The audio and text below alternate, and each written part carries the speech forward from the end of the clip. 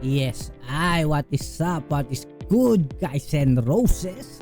Siyempre alam nyo na kung sino to. Tigata mo rin ng 2K tupad na naman to, guys.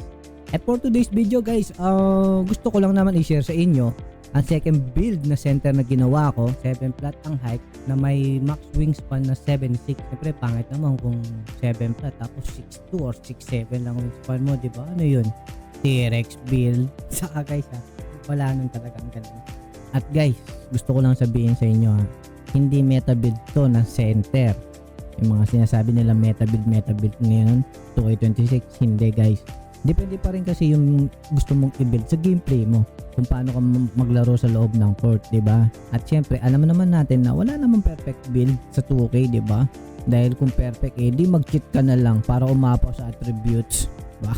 Hindi, pero kaya ito na, para sa mga naghahanap ng idea para sa future center build nyo, pakita ko lahat ng attributes at badges ng center ko. Take note guys defense ang build specialization natin dito.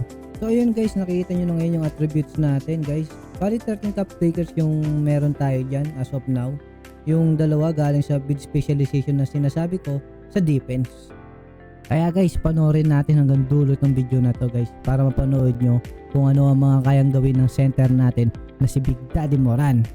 At syempre, tulad sa sinabi ko kanina, hindi perfect build to. Sasabihin ko sa dulo kung ano ang mga nakita kong kahinaan na itong build natin. So tara! O kasi di ko ng 2 plans, ng 2 cut, hinitin ko siya ng 2 pops. Each brand, umiikot money,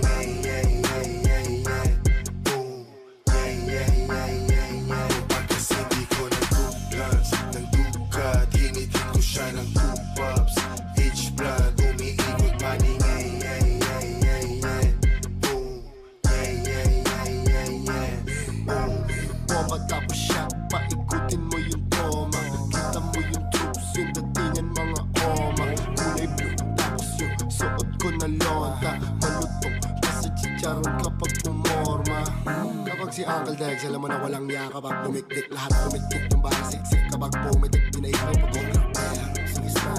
Tapos yung flash alahas ko, lahat lutas sa pangalan ko. Kahit malaki yung butas sinapalan ko. Kumurot ka nga sa 1/4, pasindihin mo. Tawag mo sa akin idol, naalala mo pa ako, sabi ko idol. Kasi lahat kami sabog. Alam mo ba't kami nasabog? Nasabog kami kasi di ko ng 2 plans, ng 2 cut, hinitin ko siya ng 2 pops. Each brand, umiikot money, kasi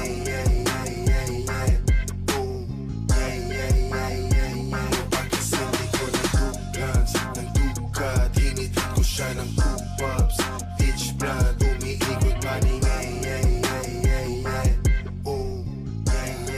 So ayun guys, ito yung mga nakita kong disadvantage ng build natin sa loob ng 2 linggo na paglalaro gamit ito, ay yung strength niya medyo mababa nga.